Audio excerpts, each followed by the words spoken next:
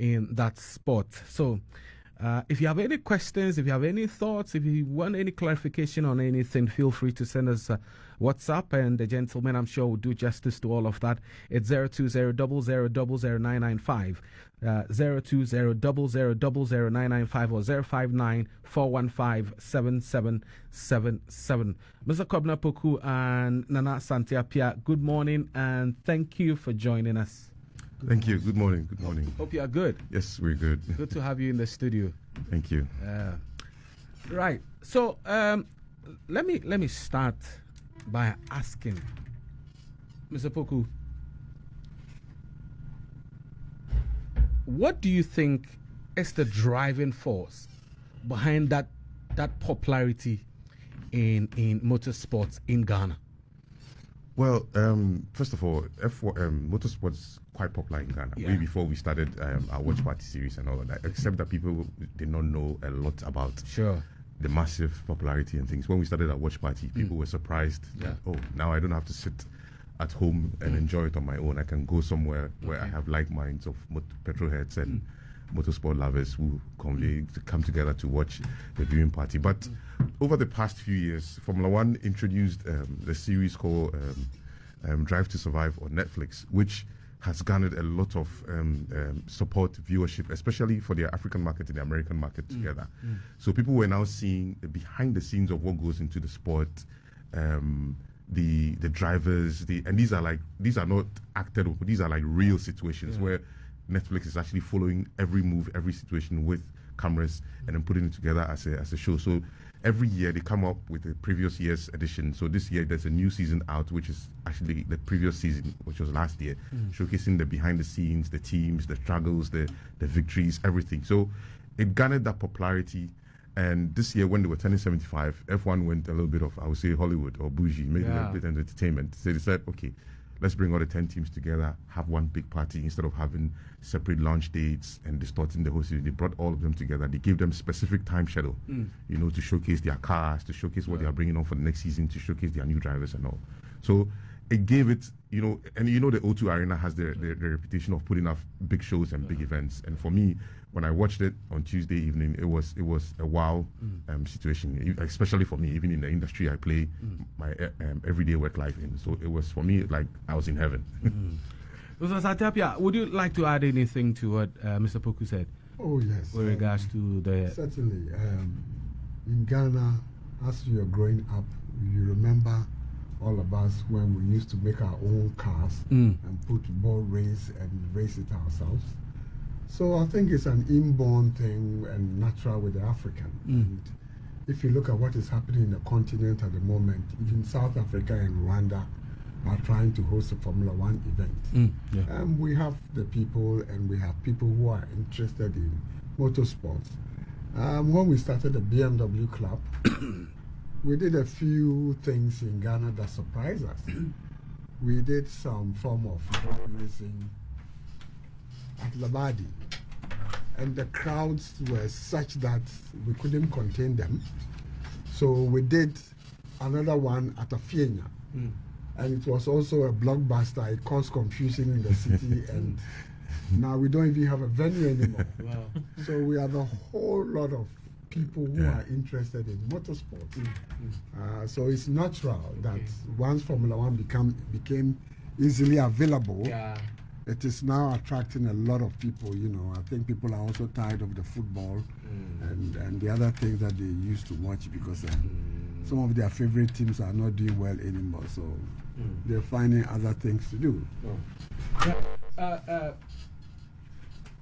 Mr. Poku, so you mentioned the watch parties, the exposure on Netflix and all of that as the reasons, some of the reasons to have raised a lot of interest in the sport. How do we intend to leverage on this as a country and as a federation? What steps are you taking to leverage on the growing popularity? Okay, so as a federation, one of the main things that we're trying to do is to build the sport in Ghana, grow the sport in Ghana. I mean, we are nowhere near hosting a Formula One event as a country, and even as a city of Accra. I mean, you have an average of about 380,000 people per weekend going for an F1 event per that week. We can't even host 10,000 people in Accra if they are to descend on the city together. We don't even have enough rooms for where they can sleep. So as a country, we are not, as a federation, what we are aiming at is to grow the sport in terms of the education bit, the STEM education bit, the science behind the sport, and also we are also aiming at growing the go-kart industry. Before this new government took over, we were talking to the previous heads of the NSA about giving us a spot at the Idle Boteman complex, where the plan is to develop an FIA standard go-karting track with all the necessary amenities, where we can actually host our own championships in country. I mean, the go-karts are easy to host for now, and also be part of the African rally events, where we have proposals that have come in saying that they wanted to see the feasibility of using Ghana as one of the countries where the rallies will go through, and all that. So we have all of those plans. But then, as I was saying, the education bit, and then the entertainment and the championship bit. The education bit also teaching the kids from the primary school level through to the high school level in terms of the science behind the race and all of that. So one of the things that we're also talking to our sponsors and some of these brands who are behind F1 who are in Ghana. I mean, companies like Vivo Energy, Valvoni Energy, Engine, which is Petronas. You have the likes of the Mercedes, which is under CFAO, and also bringing them together and then having that particular STEM education bit where these kids can learn the science behind the technology. And also we put up competitions where we will have like the junior championship and the senior championships, where they can actually win prizes and go to some of these teams who have like smaller training facilities in their home base, like the UK, the Italy's and the likes, just to go have a feel of it. And also, I mean, last week I was in South Africa. Nana and I were in South Africa. Nana came earlier than I did. But then I had the chance of visiting the Kailami tracks, where we are also advocating for South Africa to host an F1 event next year. In fact, South Africa is pushing for it. They are actually expanding the Kailami tracks to FIA standard. Mind you, they've actually hosted F1 before, but the rules have changed. So they need to expand the track. They have the facilities, they have the hotels, they have the amenities to host it. So one of the conversations I had with the GMs of that particular track is that, listen, this is what we are also trying to do in Ghana. And they are actually ready to help us develop, just even if it's the part of the go-kart track where we can collaborate with them and actually study from them. They bring in not just the logistics, but then the know-how and the knowledge behind it to help us grow the sport. And they were very interested and very accommodating in doing that, because at the end of the day, we are also pushing for them to actually we are also pushing as in supporting them to get the rights to host an F1 race next season. And it's going to help the continent as a whole, if at least we get even one race, on the continent. It breaks that eye onto us, and it builds the base. All we want is to develop the base, just the basics. Once we get that going, maybe at some point Ghana will become like the likes of South Africa, Morocco, and I mean Cape Town, the likes, who have actually hosted Formula One events. Formula E has been in Morocco for quite a while, and Formula E was actually in Cape Town last year. So now they are going for Formula One itself, and we're all behind them, and they're also ready to support us to develop our industry. Now, in educating and getting people to get the understanding, especially the science behind it and all of that, are we looking at setting up some academies or something like that, to where we touch base with the grassroots, the kids? So that's the whole idea of we pitching this idea to the NSA, the National Sports Federation, that if we can actually get some part of the Boteman complex, because look, I've been there. The Boteman complex is very idle now. People are having churches in there and the likes. If we have a facility like a go-kart facility on the side, imagine the number of people who would troop there even on weekends, just to come and learn the science behind racing. And we have these tiny cars, which are like miniature cars of them, but you can still get to race, you can still get to see the technology behind it. We can even host viewing sessions over there. We can have training clinics over there. The car companies can have their own training clinics over there. So it's a matter of putting up a complex where you have everything at the one-stop location. The education bit, the racing track, and then the entertainment bit. How far did you go with that conversation with the... We did go a little bit far, but I mean, they didn't make any promises. They said that we should wait for the elections to go by. I mean, if they are going to have a new management in place, then we can begin to engage again. And the thing is, we're not going to engage on our own. We are going to bring in all the motorsport clubs on board for them to be able to see that, okay, this is a united front. So it's not just a track a place where you're going to have just one event, but you have various events coming up there, and even the guys who are doing the rough road thing, the dirt bikes and things, they are also pitching with us to see if they can have sections where they can actually have their rough road tracks and all those things, because the go-kart tracks can be on their own, and you can also have the rough road tracks also on the side. Bikes. Yeah, the quad bikes and those people. Yeah. Right. How many motorsport clubs do we have? I can count about 10 currently. I mean, the top one of them all is currently the BMW Club. They are well structured, if you ask me. Very well structured. Before maybe the quad bikes and then the motorbikes. And Asante Appiah is a patron. Asante Appiah is a patron of the BMW Club. Yes, as we speak, we are in South Africa. The club is in South Africa for the annual general meeting of all the BMW clubs globally. Okay. So we are actually involved with the BMW Club globally. Okay. But the other thing Kwabena didn't add is the fact that there's a growing number of people in Ghana who go and watch live Formula One events all around the world. Wow. Yes. And when they are there, they send us pictures, they relay what's going on. So it's an interesting. It's a very interesting. We had opportunity to go to for the Abu Dhabi Grand Prix 2 years ago, which was in December, and we were actually hosted by the UAE government, the Abu Dhabi royal family, and I mean, for me, when I came back, and I will attest to it, watching the live race is totally different from watching on TV. It's a totally different experience. The roar of the engines, what you hear on TV. I'm imagining. The roar of the engines that you hear on TV. Yeah. It's totally. I remember when the first day we arrived on a Thursday. So the Friday when we were going to the track for the FP1, which is the free practice one session. I remember we were driving to the track, and I could hear these cars maybe from here to Baby Papaya, and I could hear the vroom, vroom, and I'm sitting in the bus and I'm like, the whole ground is like. So I'm asking them, wow, these Formula 1 cars are like crazy. And the guy looks at me and says, oh, my brother, no, these are the Formula 2. I'm like, what? Smaller engines? These are supposed to be the smaller engines. So we get onto the track, and the F1 engines kick in. I'm like, oh my goodness, this is it. And we are like, because of our invitation level, they have various levels. So we were in the paddock club. So we are looking directly at the mechanics. So when the cars when they are coming out, we're like literally looking at them. The roar of the engines when all 20 cars are on and moving, you can't even hear yourself. Wow. The other thing I may add is that with the viewing party that we have, we have people all over the world on the same platform. Yeah. So virtually at every race, we have somebody living somewhere who is actually in Australia or Malaysia watching the race live, and most of them are Ghanaians, so we're very proud of that. Wow. Kami, I was just curious about when he mentioned in Abu Dhabi. I was just thinking, I can imagine what Monaco will look like being. You can imagine Monaco. So the street races, Monaco, Baku, Singapore, Las Vegas. So you can imagine how those races are, because these are all street tracks. So I want to understand, right? Because from the information you gave, my thought was that Formula One was now a burgeoning sport, but it has been happening for a while, right? Yes. Are there any initiatives towards financing towards these things? Any funds available?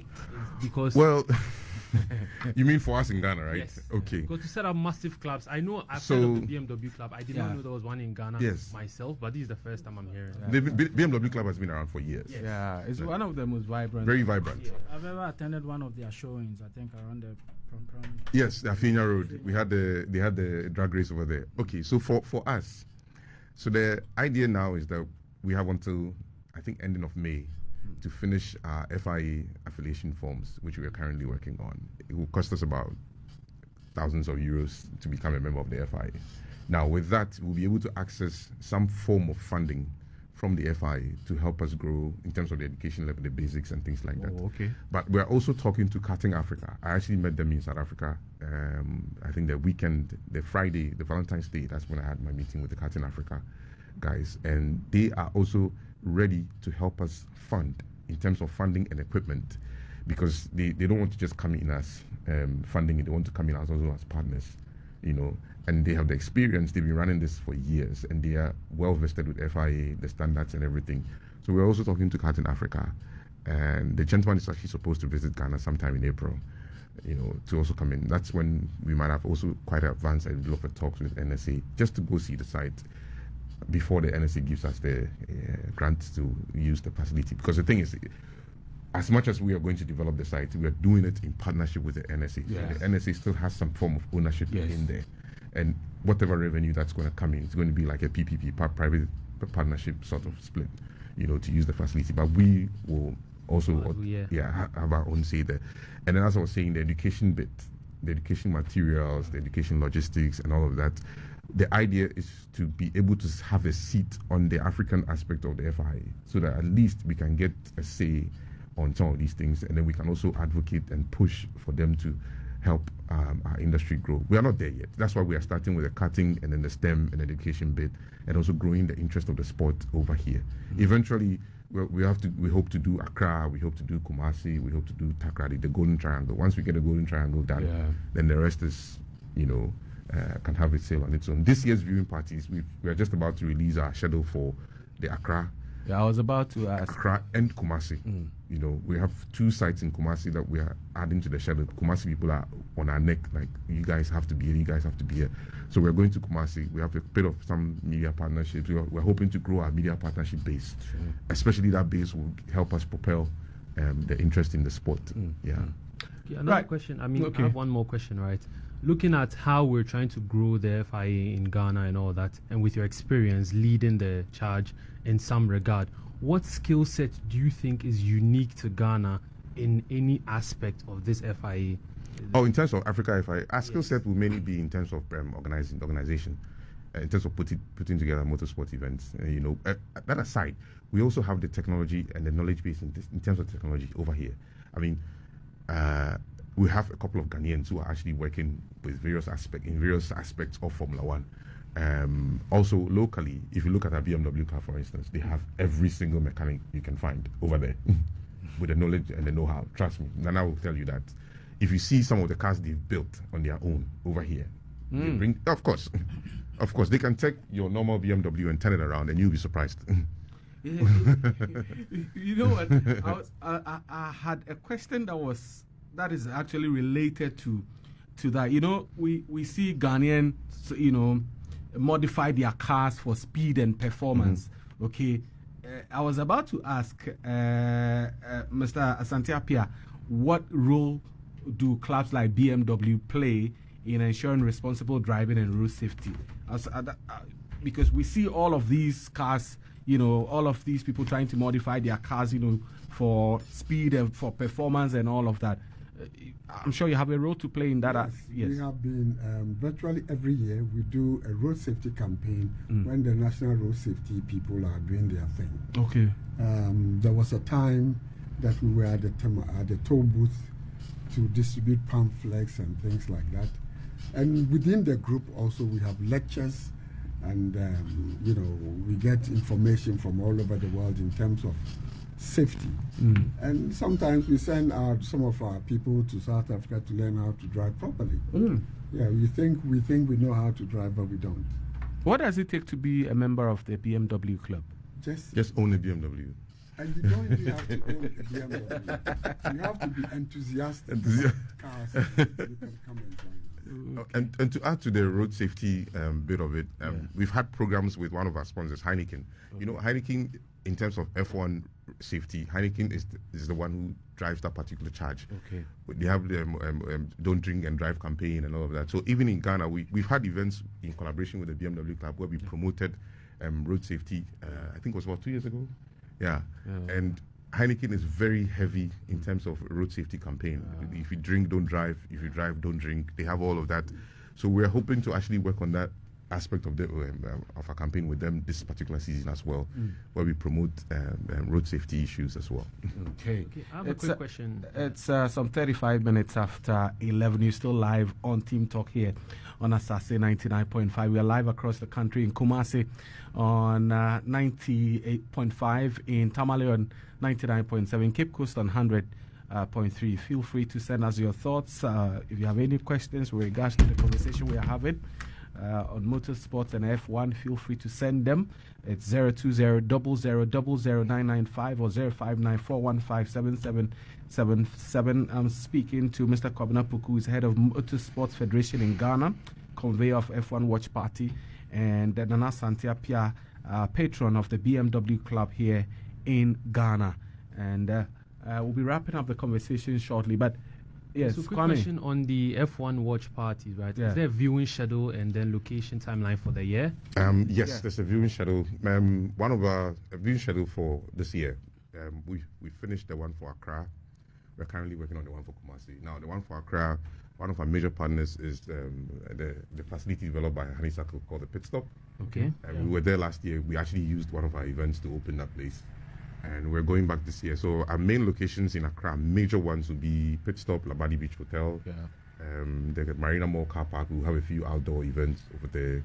We're going to have events with Vivo Energy. You know, Lewis is joining Ferrari this year. And even if you watch the launch of the cars, it was like people were there to watch the launch of the cars, but all they wanted to see was Lewis in the Ferrari uniform and coming with it. That was the main highlight of the night. And also we have events like that with Shell and Vivo Energy coming up, where we will have sessions where people can actually come for their diagnostics, oil change, and all those things. So we'll have a few outdoor events at the Marina Mall car park. We have Labadi Beach Hotel, we have Pit Stop, we have Villandro in East Legon, we have Heritage, we have the Beer Garden in Osu. So all the 24 races have various designated viewing party schedules and locations. But then all the other locations will still be open. If you're unable to come to that particular designated session for that particular event, you can actually go to the other side. And then we're also doing, the F1 movie is coming out this June, which is actually produced by F1 and Lewis Hamilton. Okay. And has Brad Pitt playing the main role in that particular movie. No, it's on Netflix. It's not going to be on Netflix. It's actually going to theaters. Okay. So we're doing a full premiere with Silverbird Cinemas in June, which is coinciding with the Austrian Grand Prix. So on the Friday before the Austrian Grand Prix, we will do the movie premiere, and then we'll have the after party at Pit Stop. And then on the Sunday, we'll actually watch the Austrian Grand Prix at the Silverbird Cinemas as well. Right, you forgot to add the early morning. All right, we have, so the first 3 races for the season are all done. I think we have 5 a.m. one and then 6 a.m., 6 a.m. So we're doing the 5 a.m. at Pit Stop. The time zone. Because we have Australia, China, and I think Japan. Yeah, because I know Australia will be hosting the season opener. Yeah. We've done that bit. We've done races. You should see us at our done race viewing party. 5 a.m. The guys are there. Starbites mostly. Everybody. Yeah, and people are there. People actually come through to watch it. So so this year our done races are Pit Stop. That's the first race. Okay. We're watching the Australian Grand Prix. We're watching the Chinese Grand Prix and the Japan Grand Prix at Starbites. Starbites East Legon. Starbites East Legon. So all of our races. That's on the 21st to 23rd March. That's the China one. And the Japan. The Japan one is 4th to 6th of April. Yeah. So we're doing Australia one is 14th to 16th. Yeah. So 16th we're doing it at the Pit Stop. That's the season opener. At the Pit Stop, we're watching. I think the race is about 5 a.m. thereabout. Because the thing is, this season is very pumped up because everybody wants to see what's going to happen between Ferrari, McLaren, and Red Bull. Maybe Mercedes may play, and people are also watching Aston Martin carefully because the Red Bull designer Andrew Newey is now with Aston Martin. So everybody wants to see what he's going to put out there as his first car for the season to win the championship or something. But we'll see. So the likes of Verstappen and co. Yes, I mean, all good. Oh, they're good. Look, Red Bull. I keep saying that nobody should underestimate Red Bull. Okay. Don't you underestimate Red Bull at your own peril, right? But the thing is, last year for me, McLaren could have won this thing easily if not for strategy issues. They could have won this thing, win this thing against the Red Bull, that easy. But then again, this year, you can't really put a finger on who is going to win. How much of an influence will Lewis Hamilton have on the? A huge influence. A huge influence. I watched the Sky News report, right, where the reporter was actually at the launch event, and he said that it's amazing how British fans are all wearing Ferrari, or the fans of a lot of fans over there were actually wearing Ferrari, and then also you have seen them in Mercedes and the like. Yes, but these guys were all literally, And if you watch the And I've event, changed. he was introduced about 4. I've changed already. Yeah, look at From Mercedes to yeah. To Ferrari because of Lewis Hamilton. Oh, I see. But at the event, his name was introduced about 4 or 5 times. Yeah. You should have heard the noise in there, and even globally, the comments. If you follow the chatters on social media, everybody's interest is there. And what I like about it is that as much as their interest is there, they've lowered their expectations. Yeah. That this is the first run for him in Yeah. a Ferrari. Maybe he might win a couple of races, but to win the championship, hold back a little bit, you know. But he might win a couple of races, and the influence is there. Lewis's influence on F1 is not a joke. Fantastic. I mean, I'm thinking in one of the calendars or the Formula One calendars, we can do some live, you know, broadcasting of Coverage with it. coverage of that.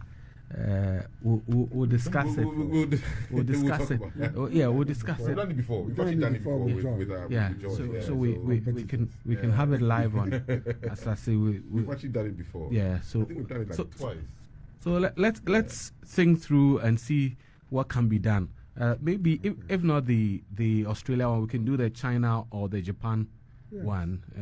and after the race, you can interview people and summarize what Yeah. has gone on and Yeah. All right. see how people are. But the feeling interest is there, The and interest for is me, there. anytime anybody asks me, people say, "Oh, I'm trying so hard to understand the sport. All I see Yeah. is 20 cars running around the tracks." So maybe one of these days we would have to invite you here again, walk us through the rules and all of that. the basics. Bring the basics. Just the basics, Yeah, yeah. bring people's understanding. Get people to understand the sports much more Yeah, better. but I only than- tell them that go and look for Drive to Survive on Netflix. Okay.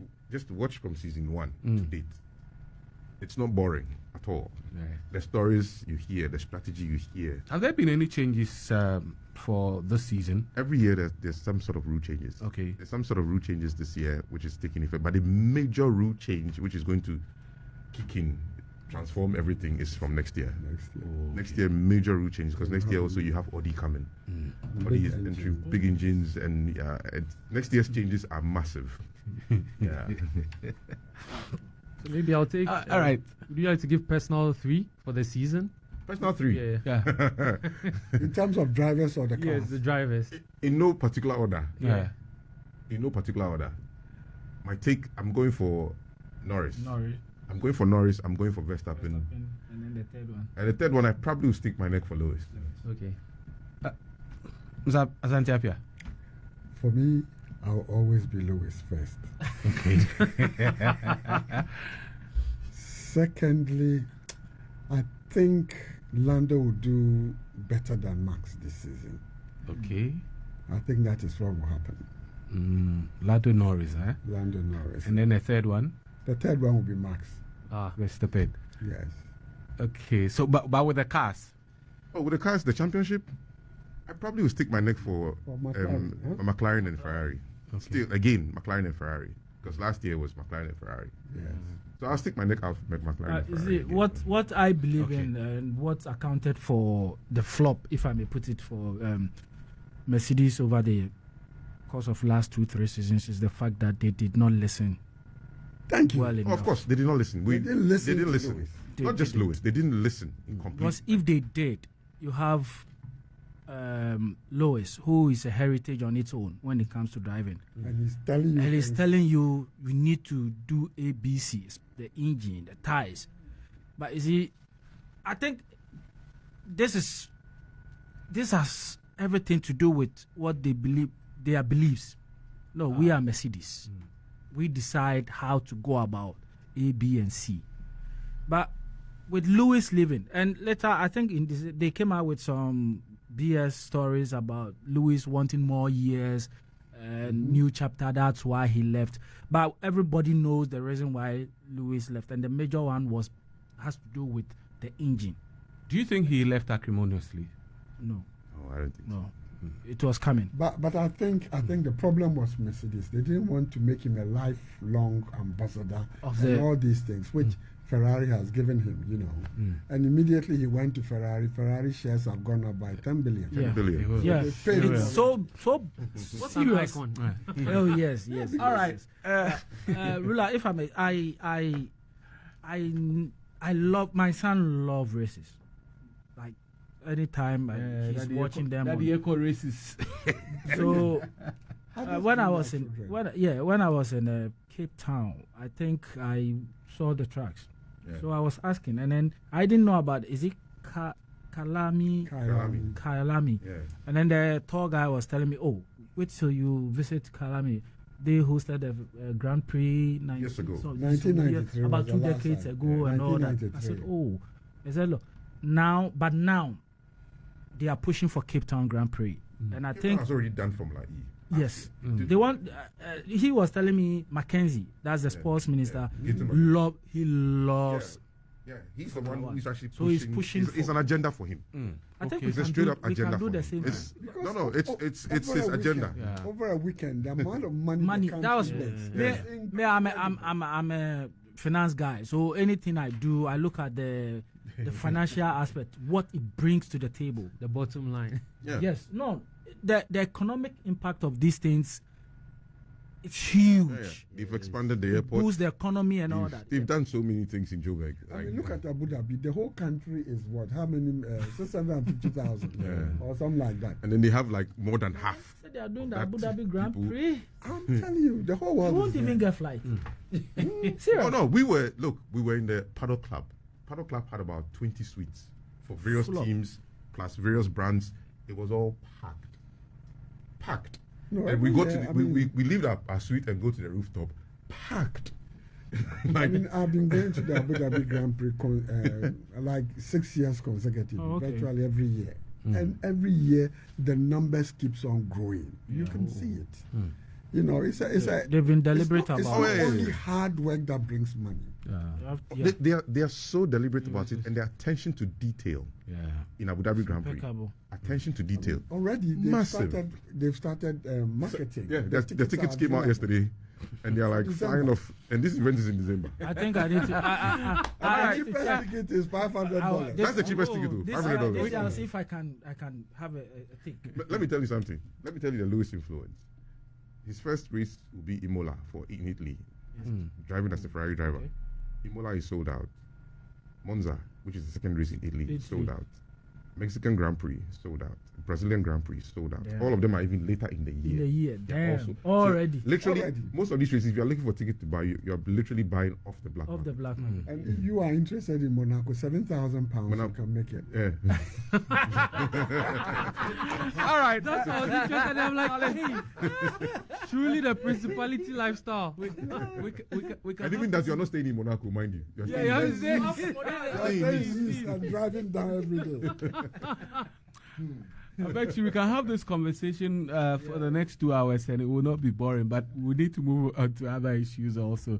We are wrapping up. But looking ahead, let me ask both of you, Mr. Kwabena Poku and then Asante Appiah, what do you think the future holds for motorsports in Ghana? And can we expect a Ghanaian driver in Formula One someday? Okay, so I beg you, stay in that corner. motorsport, the future of motorsport in Ghana is very bright. Right, some of the programs that we are putting. But we need to be deliberate Oh, yes, about that's what I'm. That's what I'm coming. That we're going to be very, very deliberate in terms of seeing a Ghanaian driver. We already have a Ghanaian driver who is actually pursuing the challenge in terms of getting into at least F1 and F3. They're about Lewis Appiah. He's actually called. You can look him up online. It's actually called Lewis Appiah. He's been to Ghana a couple of times, and we also have a couple of Ghanaian engineers who are actually pursuing a particular line as well. And for us over here, that's what I was saying, that developing the STEM education, developing the junior championships, which is starting from the primary school, as my brother over here was saying that his son loves F1, that particular age group from 12 years going, if we're able to develop them, whoever wins these championships, the idea is to send them to these teams to go and see what they can learn and over there, showcase their skills over there. You never know. Somebody might just get the opportunity. It's not just luck, but an opportunity to be able to become by some of these teams, to groom them, into who they will be. I mean, mind you, Lois started from playing, what do you call it, remote car games. That's how he started, So there's a lot of opportunity for us. And the other aspect too is seeing our motorsport clubs also developing various activities along the line, and we also helping them to develop those activities and put it in the limelight in terms of FIA championships and things like that. Not just Formula One. You know, FIA has other championships. Yeah. The MotoGP, there's also the normal four-wheel cars GP, there's the rough roads, there's all this. So we are looking at all the aspects of Formula One is like the pinnacle of it all. Pinnacle of all. But okay. we have other parts. But if I may add, please don't laugh. We can do a street race in Accra if possible. If possible. We can have Black Star Square as the pit stop, and they can go from the Black Star Square to Moving Peak, go and turn around Accra Central somewhere. They come on the high street. You know, we can do something. That's how other people started. Yeah. If you have the will, you can do it. How far do you want to carry this? Oh, as long as possible, as long as I live. I mean, I've been watching these things. I mean, I watched a race in South Africa. What would it take to... In 1993, so you can imagine. What would it take for this to be realized, what you talked about now? All of us, enthusiasm getting the clubs going, getting the sports ministry to look at other things apart from football. I was going to go there. I was going to ask... these are the things that Kwabena, any plans to meet the sports minister? Oh, he's new. So we're going to meet him. We'll definitely go with the NSA. Our dealings with the NSA will propel us to go and meet him. So we are working on that. Right. Yeah. We had a presidential candidate who said he was going to bring F1 to Ghana if he wins. I mean, as much as I thought it was a joke, I thought it was a bit ambitious, but there are plans to do that. Right. We're not listening back on that one at all. Any last words? The season is about to start.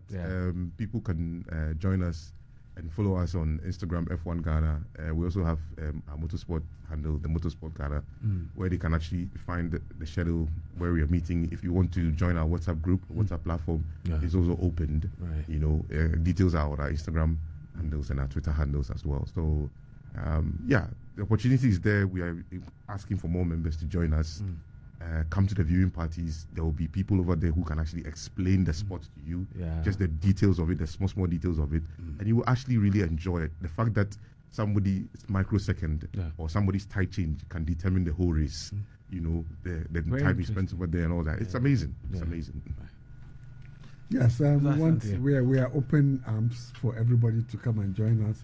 It's very interesting, and we wish all the Arsenal fans and Manchester United fans who are not doing well to come and join the Motor Club. It's more exciting. All right. Thank you so much. You know what? I think Mr. What's his name? Dr. Asante Appiah spoke about something, and I want to just chip in a suggestion to them that as Mr. Kwabena Poku was talking about encouraging the children from age 10 to 12. When they are doing their Grand Prix, where they watch, maybe he said something that Lewis Hamilton started with remote cars. So if we can have, they can have these giant screens and have these games for these children. Let me answer that one quickly. So we also have the Esports Association, which is headed by a gentleman called Maximus Ametogo. And they actually have simulators in the gaming sections, which they are actually working on. And they've actually helped with Pit Stop setting up a gaming center. So they are also working on their leagues. Beautiful. From the young age, where they are promoting. So that James is coming to watch. Yes, I can actually have you talk to Maximus. I'll send his details to you, and he'll be glad to come in to talk about it. Sure. The Esports Association is also very big, and we are actually working with them hand in hand. So Maximus, your answer to that question is Maximus is actually working on that one with his team. Yeah. Great stuff. Great stuff. He's amazing. All right. Thank you so much for coming. Mr. Kwabena Poku, head of Motorsport Federation Ghana, conveyor F1 Watch Party, and Dr. Asante Appiah, a patron with BMW Club here in Ghana. We are grateful to have had you this morning on Asaase 99.5 and, of course, across the country. We'll do this again some other time. You have a wonderful weekend. Thank you. Thank you very much. A stone. I fertilize a brick. I'm so mean I make medicine sick. You were right for you so much. Little Messi! Oh my goodness. Little Messi does it again. It's superhuman.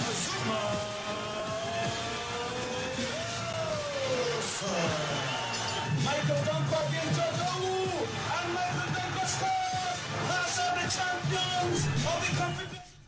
right, welcome back. We have done some 55 minutes into 11 already. So we'll get home and talk about reforms in Ghana football.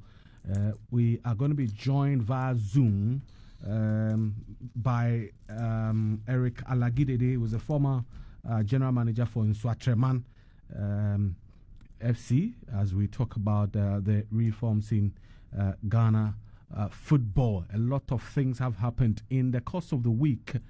Parliament weighed in on the discussion of violence in Ghana football and how to reform the league to be the very best. So we are looking at how we can get the league running again, minus all the hooliganism and all the brouhaha that have characterized our league. This, I think, on Wednesday was a major topic in Parliament. Kwame, I don't know if you followed that. Did you? Okay, I'm sure you did. Where the Member of Parliament for Brekum West, Dixon Dia, talked about or called for strict enforcement of disciplinary actions to tackle hooliganism. The MP for Bolga Central, Isaac Adungu, he said the Ghana Premier League should not resume if proper security measures are not implemented. And then Samia Uku, the Member of Parliament for Ikuapim North, also called for restrictions on alcoholic drinks and bars around the stadia, because he thinks that those are also, catalyst for some of these hooligans and the things they do at the stadium. Our attempt to get those voices, and then we'll react to some of the things they've talked about, and then we'll also look at some of the reforms the FA says it has agreed to, for which reason Asante Kotoko will come back to to play in the league. We are told that Nana Poli will be buried on the 6th of March, and then for Kotoko they've said that until Poli is buried, they are unable to play football. I don't know how far that will go, but for Kotoko, again, they were supposed to play 11 wides this weekend in the MTN FA Cup round of 16, but that game has been postponed because Kotoko said they are not ready to play now. Right. So let me begin with you, Prof. Amponsa. Yeah, Ekow. To call one car, our friend Mr. Ankara. Last week, me who knew him. Yeah, Ekow and Ankara. Into a friend there. Mr. Ankara. No, nickname the ruler.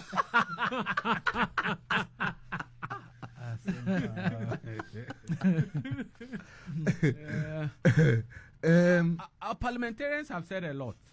Yeah, I was a bit disappointed. Yes. I'll be honest with you. I was a bit disappointed.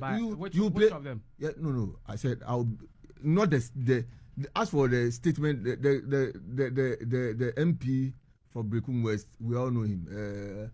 I've forgotten his. It's not the real the name there. That's his name, but the Stuttgart. That's how we call him. Stuttgart. Yes. So as for his statement, it was rich, but it was the contributors.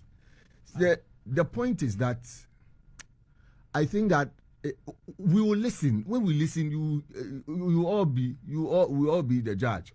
But I think that if a lot of research had gone into these things, we would have had better contribution from our MPs. First of all, let's listen to Dia.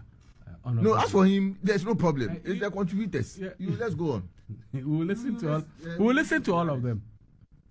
I urge Ghana Football Association and the National Sports Authority to put in place stringent measures and security and safety measures to prevent such occurrences in the future. These include enhanced security at stadiums, strict enforcement of disciplinary actions against violent conduct, and also intensified public education on sportsmanship. Mr. Speaker, in our beautiful game of football, there are only three results. Either you win, you lose, or you draw. A good sportsman will accept whatever result that comes their way. All right, so that's the Member of Parliament for Brickham West, Dixon Dia there. Let's listen to the Honourable Member of Parliament for Bolga Central, Isaac Adongo, who says the GPL should not resume if proper security measures are not implemented. You have no business playing football in such a field. That is a death trap. But we go there and nothing happens, so we think that is a football field. No. What was the police situation at the football field?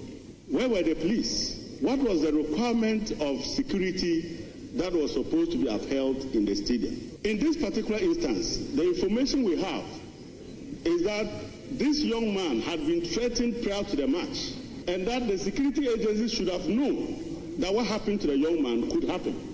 I would like to call on you to direct the Ministry of Sports to take this matter very seriously. Right, so that's the Honourable Adongo, the Member of Parliament for Bolga Central. We can now hear from the MP for Ikrapim North, Samia Oku, calling for restrictions on the sale of alcoholic drinks and bars around the stadium. Issue of citing drinking sports and beer bars around these stadia and sports facilities. One, you cannot enter the stadium with alcohol, but the people just take it before entering. So they enter, and by the time that they reach that peak, that is when the match is also at its height. So one, we also have to be clear on the modalities and the guidelines and what we can also have around the various sporting facilities. Right, so that's the MP for Ikrapim North, Samia Uku, also calling for restrictions on alcoholic drinks and bars around the state. The majority leaders own the voice. You don't have that one. I'll get it for you. The one that talking about the super sports. Yeah, we'll talk about that one also. But quick ones on this as we are prepared to bring you that one. Okay, so you see, I think that's why if you look at the rich, if it had been an agricultural discussion, if it had been an economy discussion, you would have heard them speaking about figures, and the economy grew at this, and GDP this, and all the facts would have been assembled to prove a certain point. But it looks like when it was a sporting issue, it's like everybody said whatever they wanted to say. See, first thing, I think the Sports Act has to be, and that's the first thing. That's the first thing you go to. The Sports Act has to be looked at carefully. That act does not, the things in the act does not respond to modern day sports thinking. It doesn't. You cannot have a Sports Act that doesn't have a funding component. You cannot have a Sports Act that doesn't have a licensing regime for our clubs, licensing regime for sports academies. You can't. And it is important that the members of parliament should have averted themselves to this, so that let's look at the Sports Act. What are the requirements in it? One of the major things that last week we were here, we spoke about implementation and all those things. One of the major things that, thinking through the week, one of the major questions I want to bring is this: all the protocols, the enhanced protocols and everything. What punitive action does it have for, say, a match commissioner if he doesn't insist on the right thing doing? John Ansa, he's in charge of what do you call it? Security and safety at the Ghana Football Association. Is that not correct? That's correct. Correct. Now, what happened at Inswatreman? How is John Ansa being held responsible? Okay.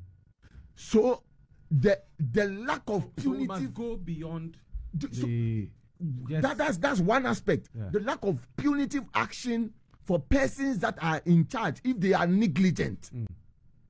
Then the element of the thing not being opened for prosecution. It's also an issue. Okay. So you see, those things, you have to have a law that looks at it, and we have to have a law that looks at our sporting setting. Now look, the English Premier League, they realize that they have issues. Haven't they set up an independent commission? There's an independent commission, and all these things are driven by the UK Parliament. So it's important that our parliamentarians set up, especially the Committee on Youth, Sports and Culture, because that's the select committee. They have to really look at it, because you see, as the Premier League, you see, and again, Adongo said until we put all those things in place, look, as the Premier League is not going on, the micro economy is being affected. How do I say? Somebody, if Kotoko were coming to town in the Doma Stadium by force, they will have a VIP. They'll increase fares. People will come. The ice water seller will get something to sell. The kebab seller, the food joints and all those, because Nkofa backroom, and therefore the micro economy will be hugely affected. Now that the Premier League is off, it's unfortunate that for us and here the statistical service and all those things, they are not interested in what happens on a Sunday at the stadium or at the various Premier League centers. They are not interested, because they will not send their people to go and measure or to go and take data on these things. For example, I mean, it should be something that, for example, the Ghana Football Association, the National Sports Authority, the Sports Ministry must be interested in if they have to pay somebody to take data at our league centers every day. It will be important every weekend. Okay. Then they do it. Then we know that, oh, this is how much sports contributes, or this is the potential that sports can contribute to the GDP or the economy of this country. Because sports, and for that matter, we are talking about football. So football has what it takes to make a contribution to the economy. You understand? In terms of the employment that it gives. Right now, look, if referees are at home, even though they have not been paid their previous things. Point is that they are at home. At least if there were league matches, they will go, and then some money will come. Match commissioner no ABA ne sitting a he will get it. So the journalists who go and cover the regional correspondents and all those things, their monies are being kept. So it's something we look down on. However little, however probably inconsequential it may be as we think. Look, it has all these things. So it's important that when such an important issue or a statement like that is being read in Parliament, you expect that the Parliament, the least the members of Parliament can do is to put their research assistants to work. Okay. So that they can research, give them the needed information. Because what Samuel Oku, for example, was talking about, the stadium, that's where all kinds of crime takes place. That's where people go and smoke weed. That's where if I have an issue with Kwame, I will take I won't talk. When we get to the stadium, I will attack him free. That's where somebody, a club official, a former member of Parliament, Vincent Soaudote, he had all his ties, that's where all kinds of crimes take place. You understand what I'm saying? So they ask for the drinking spot and all those things. But again, thinking about that, one of the major things that perhaps came to mind was that if any major incident happened, like Ghana Police own, right? The Nsuatre Park, how close is it to a health facility? So again, when we are building our stadia, we need to look at those things.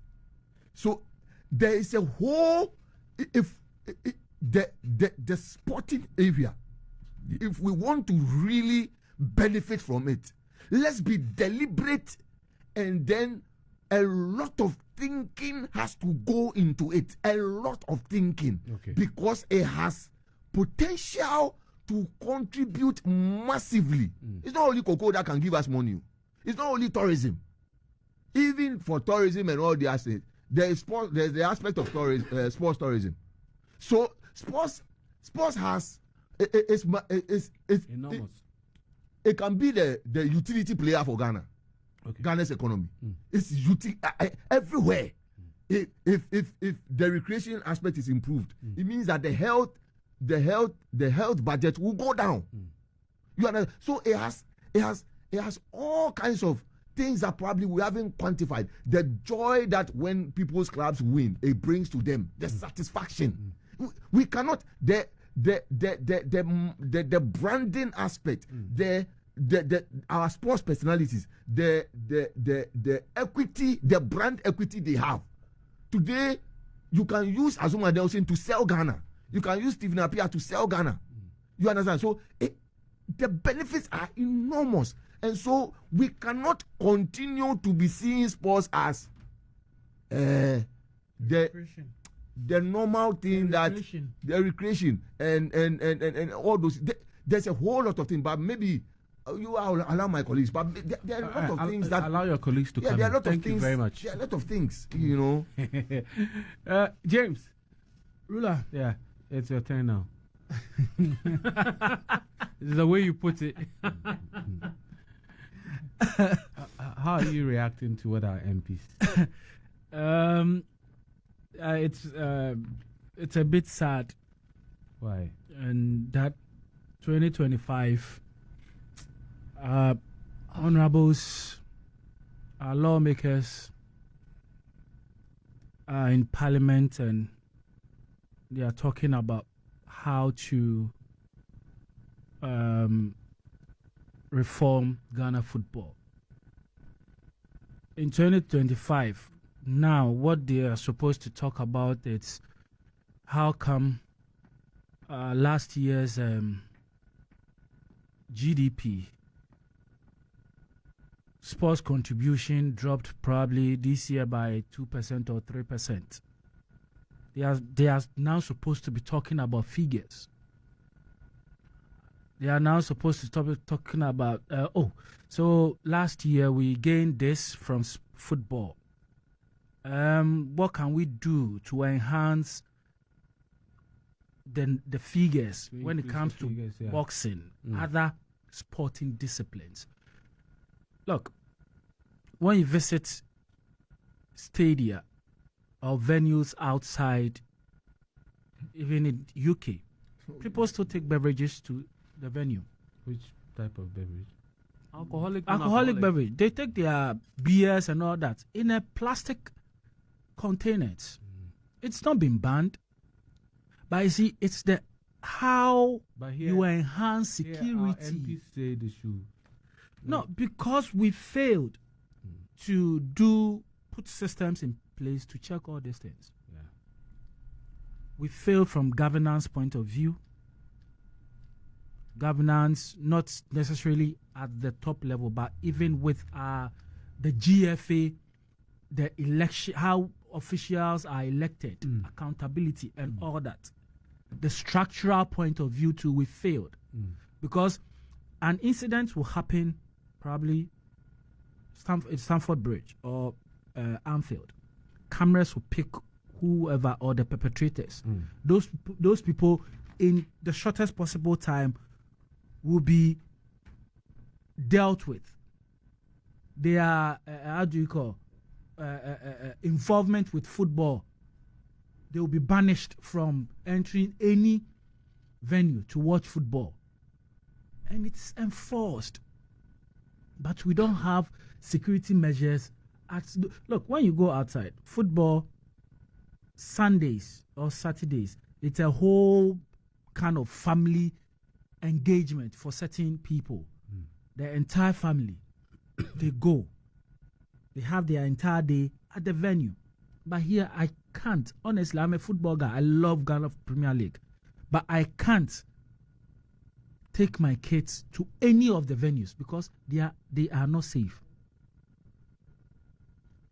Then you look at the corruption level and all that. Look, I find it bizarre. And I listened to those commentaries and I was like, whoa. I don't see Ghana football progressing to the state where we all dream of anytime soon. Because look, it's as though nobody cares. Even during the vetting, how many questions the sector minister designate, how many questions did he even answer? So how do we transform our football to be a commodity that will yield positively to our GDP? So I'm sorry, but I feel parliamentarians are not helping us either, because we don't see the essence of football. We don't see the essence of sports. And I blame the quote and unquote the football people to large extent. Because one, they've not been able to provide any government with data that stems the fact that, look, football or sports is helping reshape the economy. Football or sports is transforming lives. Is it really doing that? Is our sports really contributing significantly to yes, our it economy? is. It is. Do you have any data? I have it. Yeah. It is. Look, when you look at, you see, remittance from the diaspora, our players outside. Then a player. I went to school, or I grew up with one of the ex-Black Star players. We played school team together, GSS level. I won't mention the name, but he played in France and then went to Turkey and all that. And he played when his first club in the country was Lions. I'll mention the label. So you know, and where football, the one who once upon a time keeps money. Prof, I beg you. Football has really transformed his family, not just him, but the generation around him. Yeah. You look at somebody like Samuel Osei-Tuga, how football transformed his entire generation. The list goes on and on and on and on. Even current players, Partey and about their story, Muntari. But because we've not put together the data, it's cutted. We've not put it together. Nobody cares. And we've not linked it to the overall growth of the economy. We feel football is just for quote and unquote the unserious people, dropouts and all that. Evident some. Yeah. Yes, evident in some. But if we sit down and we are able to generate the needed data, stats-wise, then find its pathway, you realize, look, football is the way to go. Because when you go to Brazil, it's a whole export on its own for the Brazilian government. Human export. And it's giving them a lot, contributing to a lot of their GDP. So, the ruler, we need to sit down and be deliberate and be very detailed about how we want our football to be, where we want it to go, how we want it to grow. Then, when we come to the realization that, look, this can enhance our growth as a nation, then we just have to take it from the very beginning, move it all the way to the top, because we need to start all over, from governance to structure to policy, and then the system. If we are able to do this, Ghana football will be transformed. We were talking about Formula One and how much that is giving or helping Abu Dhabi and other nations grow. That's sports tourism there. Yeah. I mean, look at the All African Games. Right. So have a quick bite, and then we'll talk about the UEFA Champions League round of 16 draw, and then the European League fixtures. I think Prof and James have largely mentioned. I think we're in the same resonance in what we've said about what reforms need to be. If you ask me, in my mind, I want to bring in practically what needs to happen within the year to at least see some of reforms. I feel like maybe the NSA, in terms of legislation and reforms, it has to happen there, because if parliamentarians are also speaking, the football people, the sports people like Prof, the legacy people see that these parliamentarians, they are just saying, I mean, they are regurgitating what they feel. They are speaking English. Yes, they are speaking English. They are saying what they feel needs to be done without proper cognizance of why did this occur and why does it occur. I must tell you, the hooliganism in the UK and other cities, especially the Premier League, is off the charts. It's off the charts. If you see what happens in train tracks when people are taking trains to go to Champions League matches in UK, if you were looking at, I watched excerpts of some fights with the European, the UEFA Euros when Italy and England were in the final in the UK.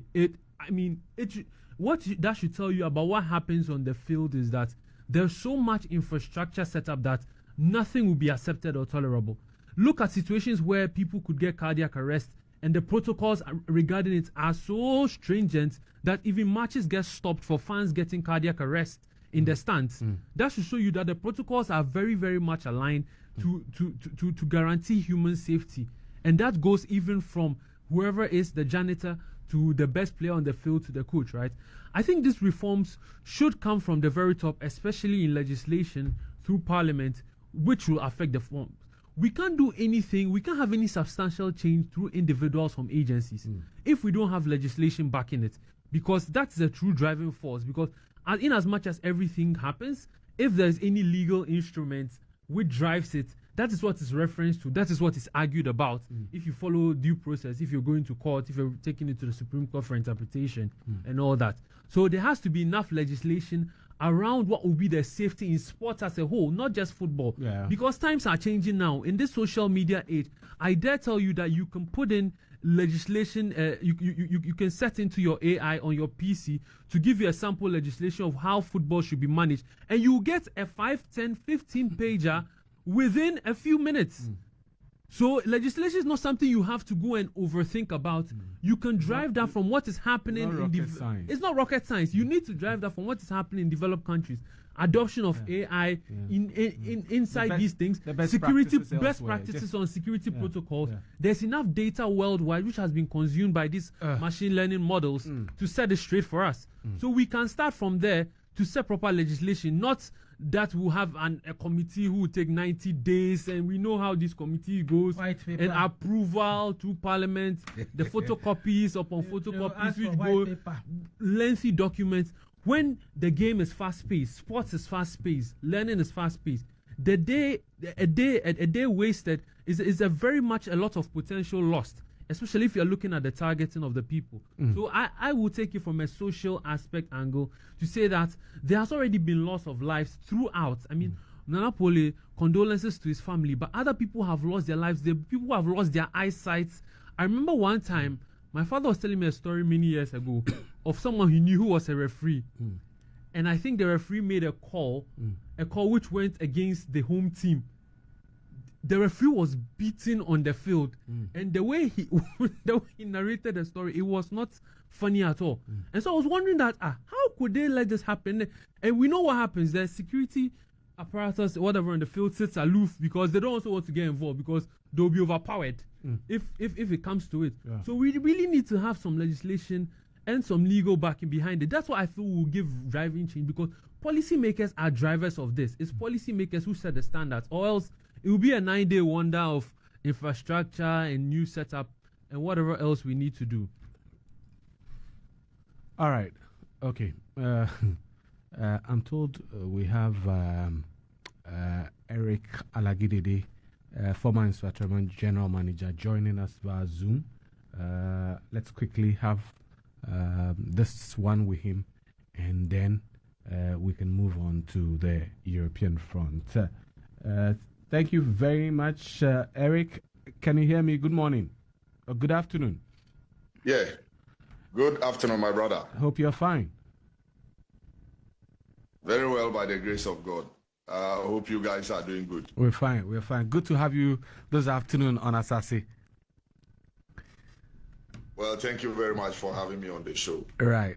Now, we are a little bit far behind time, so we'll do this one snappy and then we can move on to other issues. We've been talking about the reforms in Ghana football and the things that have happened in the last few weeks following the stabbing and the unfortunate death of Poli and the calls for reforms in our football and all of that. Let me ask you this. Who should be taking the primary responsibility for security at football matches? The clubs, the FA, the law enforcement agencies? Exactly where do we put this particular, where do we draw the line when it comes to security at our stadia? Well, thank you very much. I think it's a collective responsibility, and well, the FA are the primary owners of our leagues. They run the leagues, and so the FA has a role to play. The clubs have a role to play. The security agencies have a role to play, and so it's much more of a collective responsibility by all the players in the industry. But mostly, I think what normally happens with club football is that you, the team who is playing at home, you have the responsibility of liaising with the district and then the regional police command to be able to arrange security for the match day. And then when you do that, depending on the category of the match, if it's a category A match, let's say Hearts and Kotoko, then of course the FA will be doing a lot more of getting involved. When it's a category B match, let's say maybe, or a category C match, sometimes you don't get to see mostly the FA at work in the category B and then the category C games, unless it's a game that they see that it has the potential to trigger some form of violence. Then you see the FA reacting by sending maybe a security and a safety personnel to that particular game. But beyond that, mostly in some of these games, you don't get to see the FA at work. But mostly in category A games, you will see them. So I think for me, from where I sit, it's a collective responsibility from all of us, the industry players, to be able to provide match day security at any particular match venue. As a former manager or as a football administrator, the violence that we see, the hooliganism that we see at our stadia, how is it fueled? Where do some of these things really come from? What could be the root cause of the violence and the hooliganism that we see? Does it have to do with poor officiating? Is it lack of proper security measure? Or the supporters simply do not understand the game? Well, once again, all the factors you enumerated are part. But honestly speaking, I have worked with a couple of clubs. Yes. I have had the benefit of traveling to every other match venue at the Premier League level. Now, I can simply tell you that if all of us are going to be sincere and want to be truthful to ourselves, match venue, nobody can convince me that they don't know the hooligans at their venue. Every venue knows the people who have the potency to cause trouble at that particular venue. I think club owners, club administrators, first of all, we have to come to the table and admit that a lot of this blame, we need to take it and agree that we will be more sincere, we'll be more transparent, we'll be more open in our dealings. Look, you go to some venues, and the attacks on the team and their officials and everybody who goes to that particular venue, you'll be surprised is fueled by some club owners and by some administrators. These are facts. It's not. And you see, we need to be very, very sincere with these conversations. Sure. If we want to really make a headway, we all need to be sincere. And I'm telling you, I have managed at least 2 clubs at the Premier League level. I know what is in there. I've been at Karela since 2018. Yeah. I left in 2021. There has not been any single event of hooliganism at the Crosby Ewa Memorial Park. I leave in 2021. The following season, Midiama were attacked. Kotoko were attacked. So we need to be sincere with ourselves. How were you managing that so much so that nothing like that happened, but when you left, issues like that started coming up? How were you managing the situation? What did you do differently? My style of management is quite different from how other administrators choose to approach and then manage the game. I like to engage my fans anywhere I go, and I believe without the fans, there is no any football club in the world. And so every 2 weeks, I have an opportunity to engage my fans, speak to them, educate them, let them understand that this is the only venue we have. In case there is any violence at this venue, we'll be moved away from here and we'll not have Premier League football to watch. These are some of the consequences that will befall us as a club if we tend to attack somebody here, or if we come after somebody and the venue is moved. So this is my style. I don't know how others want to do it. I don't know how they intend to do it. You'll recall that somewhere last year, the Swatraman played a game against Tanob of Akwa at the Sunyani Coronation Park. You recall there were several attacks on the Swatraman team to the point that my coach, then Maxwell Konedu, got admitted at the Sunyani Regional Hospital. This is how bad it was. But the return leg at Nswatre, we had taken like 2 good months to keep engaging the fans every other week, unless we are traveling, to make sure that including the potential troublemakers, you were very close to them. Exactly. Everybody, they especially. So you could see that there was so much tension in that game. It was a normal game between 2 regional rivals, which did not require more than 50 policemen. We had over 100. But that was not what did the trick. What did the trick was our constant engagement with the fans, to the point that they got to realize that, look, Bofu beaters, their home venue was moved. And that is how come they find themselves where they are. If we retaliate, the same fate will befall us. They will move our home venue and we'll struggle. So it is very simple. Fans everywhere, football clubs that are built around communities, is what brings joy and entertainment to the community, especially on weekends. This is where the ice water seller, the granite seller, the yogurt seller is making his money or her money for the next week. So if we all don't come together and then they move us from there, then what have we done to ourselves? The local economy will suffer. At the end of the day, our source of entertainment will be moved away, and then we will not be able to follow our team and support it. And I think this is how all of us should see that issue, as a very serious one, as one that threatens our very industry, and tackle it head on. I think if we are all sincere and we want to do this, we'll be able to come up with measures and solutions that will help us to move away from these acts of hooliganism. Right. Now, finally, there have been suggestions that we should be having stronger police presence. Some have even suggested we should use the military and severe sanctions on violent fans. Now, do you think these measures will work? Do we need deeper interventions, and from where? Well, I think that education is very key.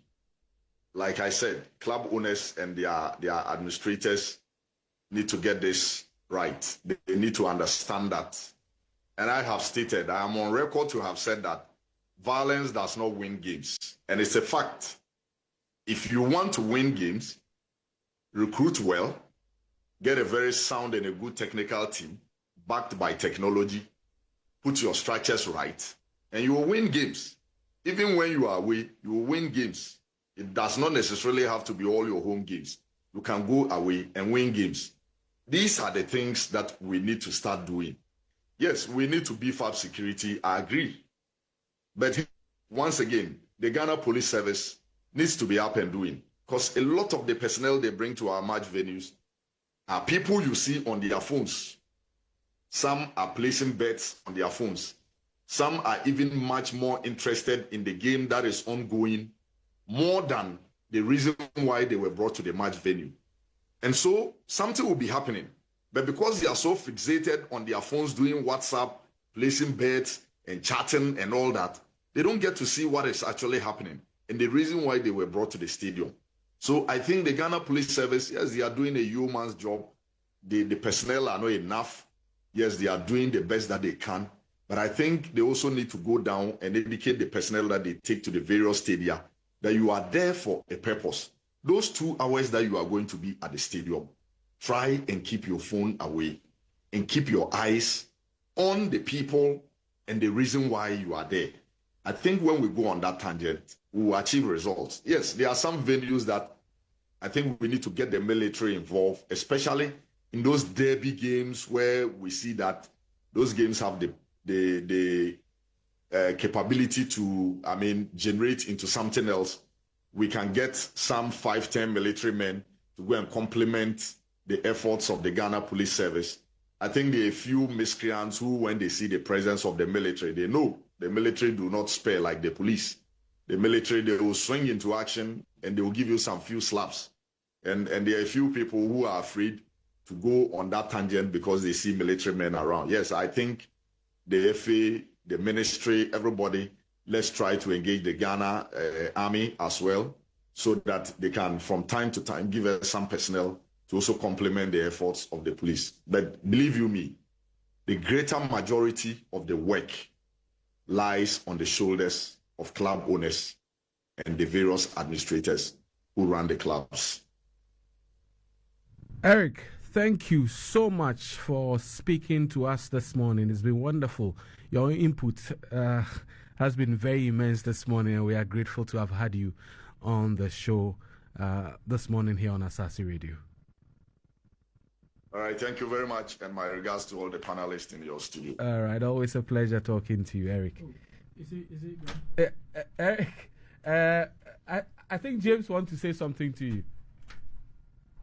Oh, okay. Eric. Yeah. Charlie, long time. Yes, I hope everything is fine. I did for you, Keith. I did for you.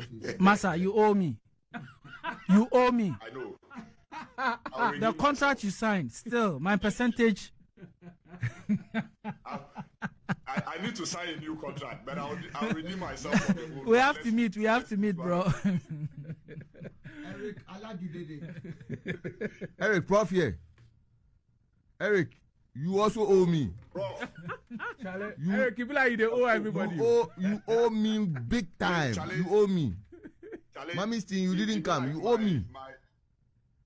It be like the money we are take from so at your mind come home there. I for take settle boys.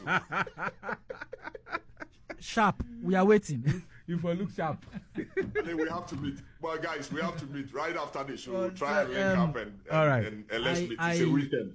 Let's try and meet. All right. Look, so, Eric, guys, wish you the very best in the studio. Let's link up after the show. All right. Have a wonderful weekend. We'll link up after the show. All right. He hosted us in Yinase. Okay. Look, some years back, right, when Chief Brigade was there. This hosting there. It was a massive one. That's why he wants to host us today too. So yes. So, but he made mention of something. Look, every club knows they are hooligans. Oh yes. He said he was very close to the hooligans. Look, some of the clubs actually empower them to do silly quote and unquote things. But you see, what they forget is in Ghana, when it comes to football, because of the way our venues are, it's an eye for an eye. You do me, no problem. When you come, I'll also retaliate. But Eric did superb over there because look, it's all about the engagement. Yeah. It's all about the education. It's all about making sure that they understand what the club stand to lose or the kind of punishment that will be placed on the club if you do A, B, and C. We need reforms, and the reforms starts with the clubs engaging their supporters. The clubs making sure that supporters behave on a match day. Look, channel your energy in supporting the club on the field so they win, not to disrupt play, not to make sure that, look, you do silly things to cost the club. Because, look, one match, the money you need to spend to just play one match in Ghana, they need to talk to their supporters. All right, thank you very much. We'll go on a quick break. We'll return and then touch on the UEFA Champions League draw. And the English Premier League early kickoff game is on. It's at the Goodison Park. Everton up against Manchester United. The game has started. It's some 12 minutes or 13 minutes already. And for Everton, they have Pickford in post. There's Tarkowski, Branthwaite. There's O'Brien, Garner, Gay. There's Mikolenko, Lindstrom, Dokori, Harrison, and Beto leading the lines for them. For United, Onana is in post. Mazraoui, Maguire, Delict. They are the back three. Ugarte, Casemiro. We have Dallo and Dogu, Zexi, Bruno Fernandes, and Rasmus Højlund leading the lines for Manchester United today. Well, we have other games that will be coming up later on today. Bournemouth are home to Wolves. There is Arsenal at home to West Ham. Crystal Palace will be away to Fulham. Ipswich Town will play Spurs. There's Southampton at home to Brighton and Hove Albion. And then Aston Villa against Chelsea. All of these games will be played today. But remember, there's a blockbuster tomorrow also. That's Liverpool and then Manchester City tomorrow. So going to Etihad, right? Yes. So we'll go on a quick break. When we come back, we'll touch on the the Champions League draw where Charlie Liverpool, PSG. Mouth-watering fixtures are available. Yeah. Yeah. Why do you want to discuss Liverpool alone? Thank you very much. Artsy.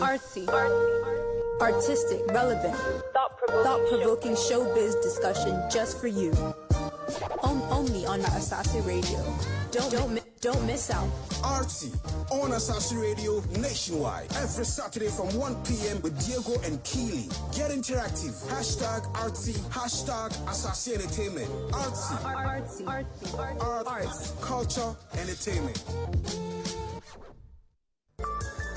Beautiful Minds is fully loaded with inspiration. Don't miss out. Tune into Beautiful Minds on Asaase 99.5 Accra every Monday at 8 p.m. for empowering conversations, heartwarming topics, journey of self-discovery, growth, and resilience. Join our social media community. Follow Asaase 99.5 Accra on social media, engage in conversations, and share your experiences. Together, let's prioritize mental health. Beautiful Minds, empowering minds, fostering resilience. Tune into Asaase 99.5 Accra every Monday at 8 p.m. with Dr. Isaac Newman Arthur, a medical doctor and clinical psychologist, to get a positive impact. Asaase, the voice of our land.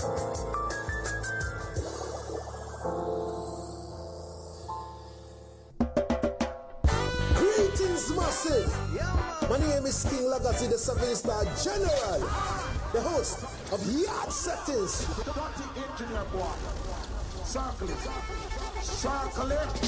Yard Settings on Asaase Radio nationwide.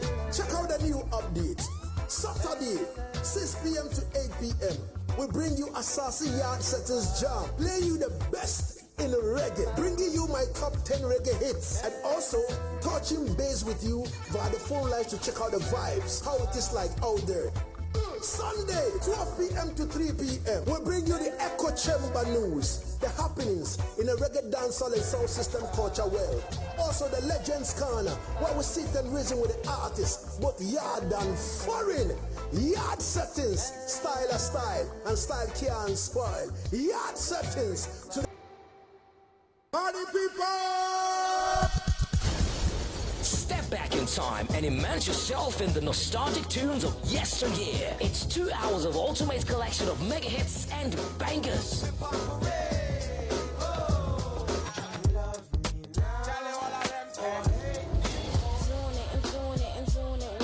Songs you love going back to the old school. This is the ultimate throwback experience. Tune into Asaase 99.5 this and every Saturday from 4 p.m. to 6 p.m. for authentic music. Let's go back to the old school on Asaase, your premium music experience station. Asaase, the voice of our land.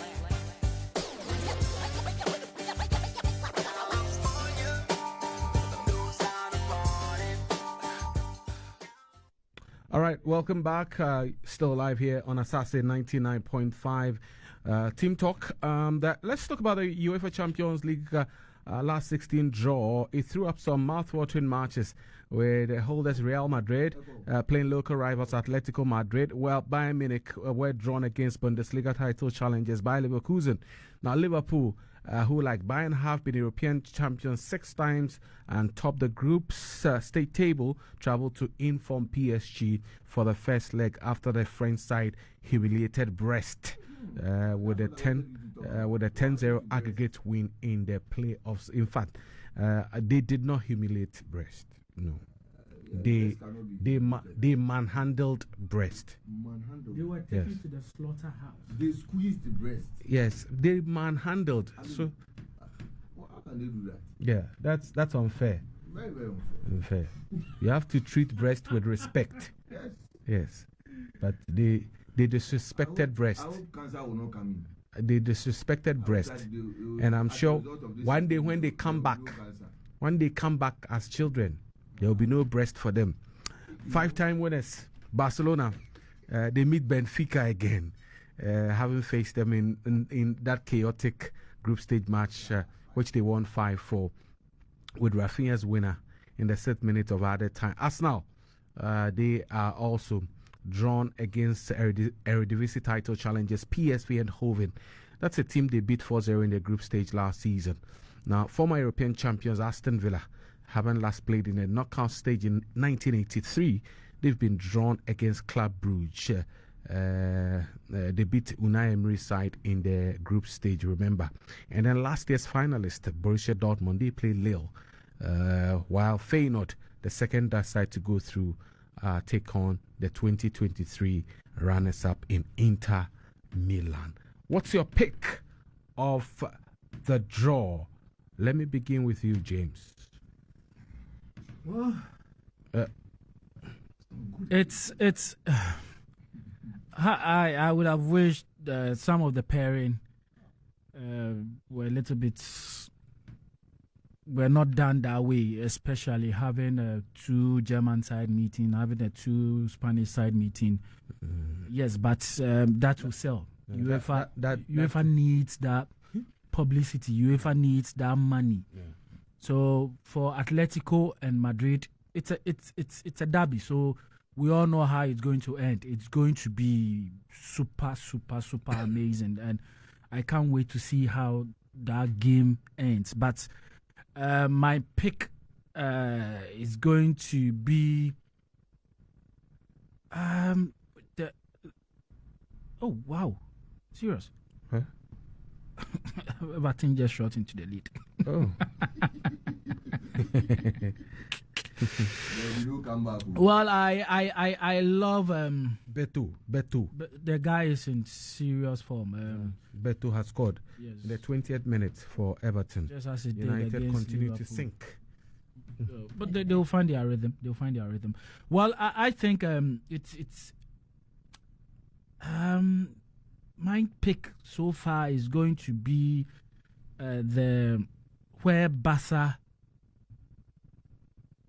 path, Barcelona's path. Benfica. Yes, Barca, Benfica, and if care is not taken, they can find themselves in the finals because of the path in which they've taken.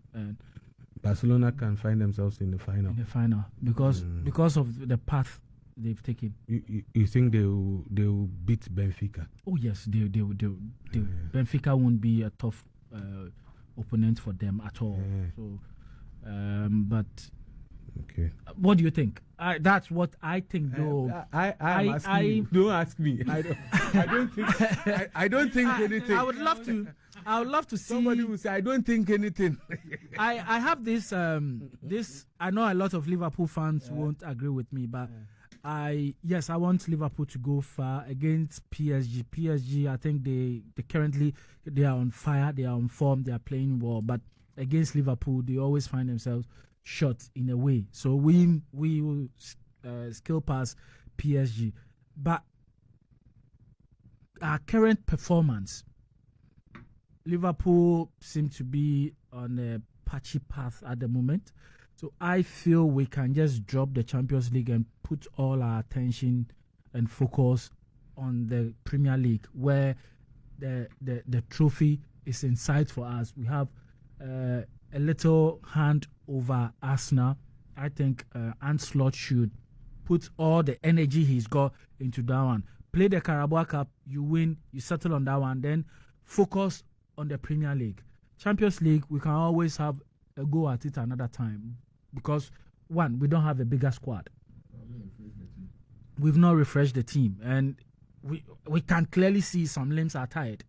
If our last 2 games that we played, you can clearly see some limbs are tired. But whatever the case may be, Guardiola is out of the Champions League, so he's going to push everything in the Premier League. And then we know Guardiola, when the voodoo comes, he can go 50 games without dropping a point.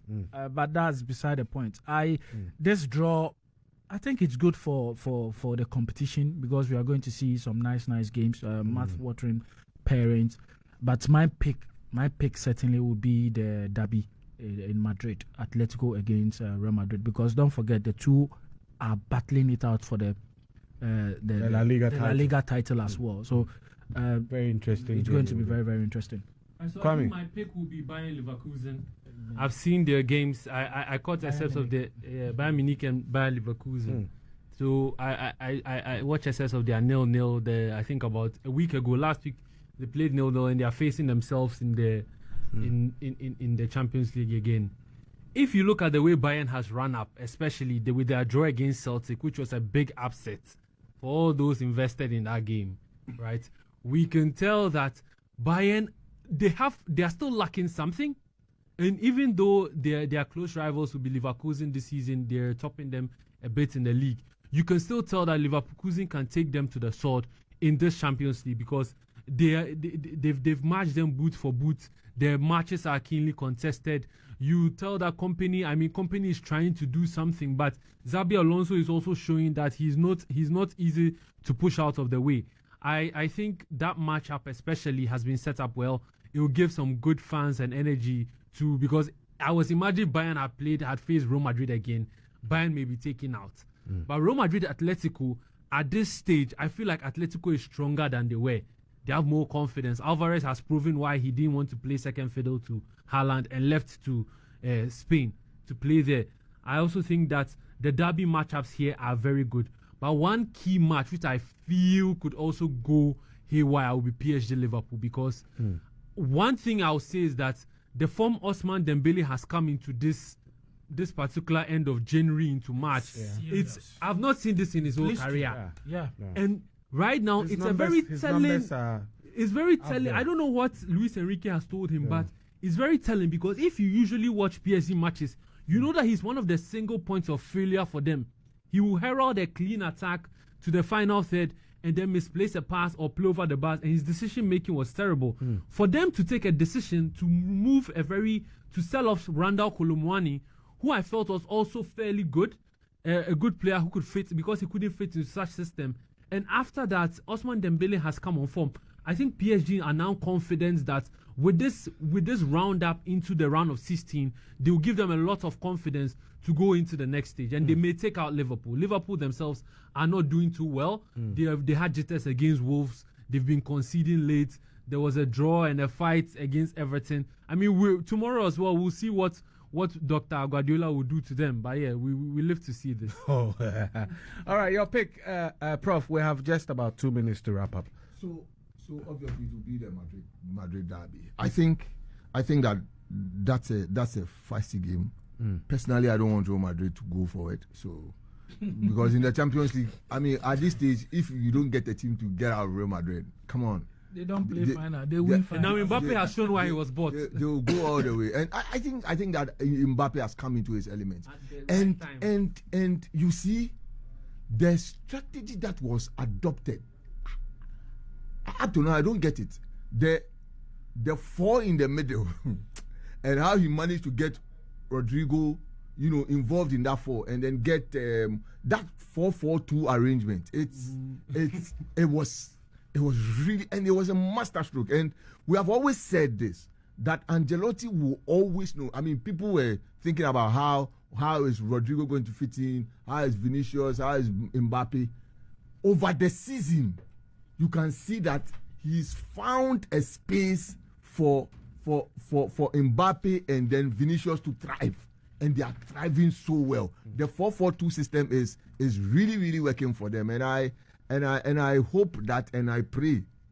This one is a prayer. It's not a hope. It's a prayer that Atletico will do the job, because if these people cross and they enter the quarterfinals, they are in the finals, and when they get to the finals, they are winning. They'll show why they wanted the Super League. So please, we don't want them anywhere near quarterfinals.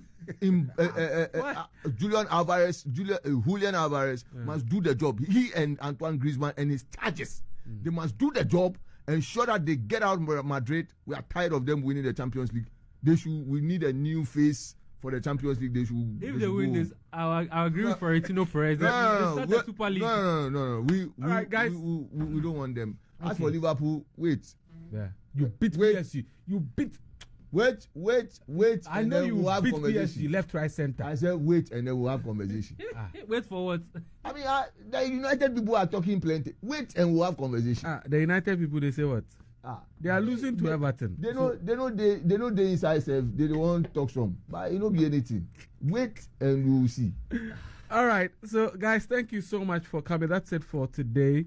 God willing, we're back next week with another edition of the Team Talk here on Asaase 99.5. We're live in Tamale on 99.7, in Cape Coast on 100.3, and then Kumasi on 98.5. My name is Ekow Essilfie. This morning, heard from Kwame Plaha, Prof. Jesse Amponsa, and James Soa, was ably produced by Princeton Redu. Let's do this again next Saturday. The news is up next, after which Atsi follows with Diego and Kimi.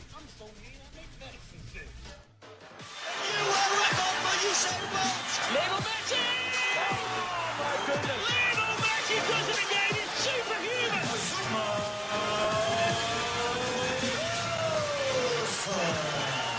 Michael Dunn back into the woo! And